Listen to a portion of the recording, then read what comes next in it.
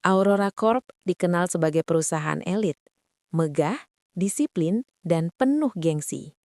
Di puncaknya berdiri Raka Pratama, CEO muda yang dingin, cerdas, dan nyaris tak tersentuh gosip.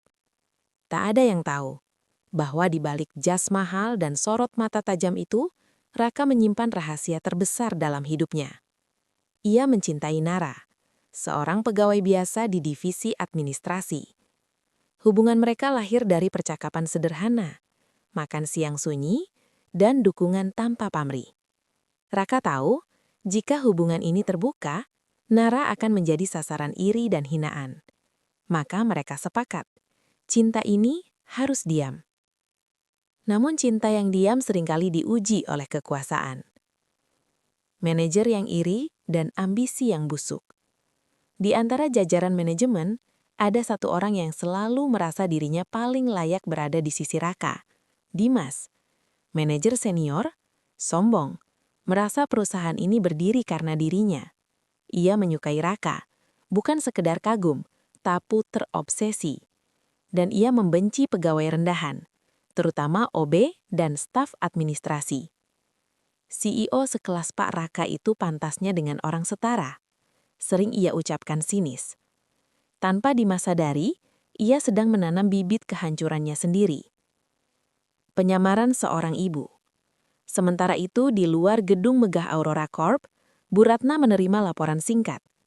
Raka pacaran dengan pegawai di kantornya. Bukan dari gosip murahan, tapi dari intuisi seorang ibu. Alih-alih langsung melarang, Bu Ratna mengambil keputusan mengejutkan. Ia menyamar menjadi OB. Kalau memang perempuan itu tulus, gumamnya, aku akan tahu dari caranya memperlakukan orang kecil. Dengan seragam sederhana dan wajah tanpa riasan mewah, Bu Ratna melangkah masuk ke perusahaan yang selama ini hanya ia lihat dari balik mobil mewah. Perbedaan sikap yang menyakitkan. Hari pertama bekerja, Bu Ratna hampir menangis. Bukan karena lelah, tapi karena perbedaan perlakuan manusia. Beberapa karyawan memperlakukannya seperti tak terlihat, dan Dimas memperlakukannya seperti sampah. OB baru jangan sok santai. Lantai kotor, toilet bau, dan kamu malah diam.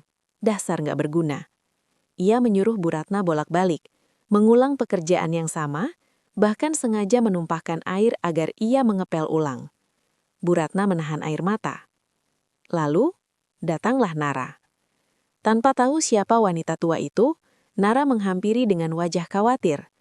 Ibu nggak apa-apa? Tanyanya lembut. Biar saya bantu ya. Ibu istirahat sebentar.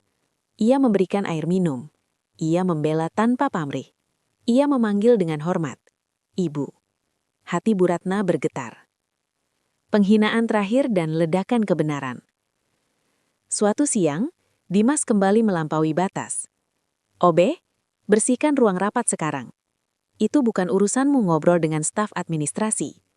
Nara berdiri. Tangannya gemetar, tapi suaranya tegas. Pak Dimas, cukup. Jangan merendahkan orang hanya karena jabatannya. Dimas tertawa sinis.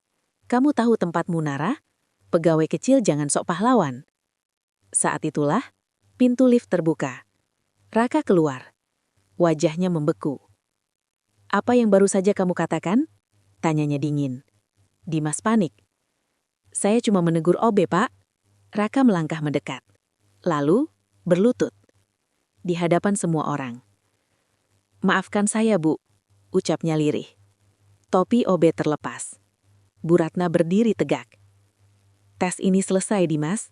Kamu gagal. Dan kamu, ia menatap Nara penuh haru. Lulus dengan nilai sempurna. Cinta yang tak lagi diam. Hari itu, semuanya berubah. Dimas dicopot dari jabatannya. Nara tak lagi bersembunyi. Dan Raka menggenggam tangannya di depan seluruh perusahaan. Aku mencintainya, kata Raka. Dan siapapun yang merendahkannya, berarti merendahkan aku. Bu Ratna tersenyum.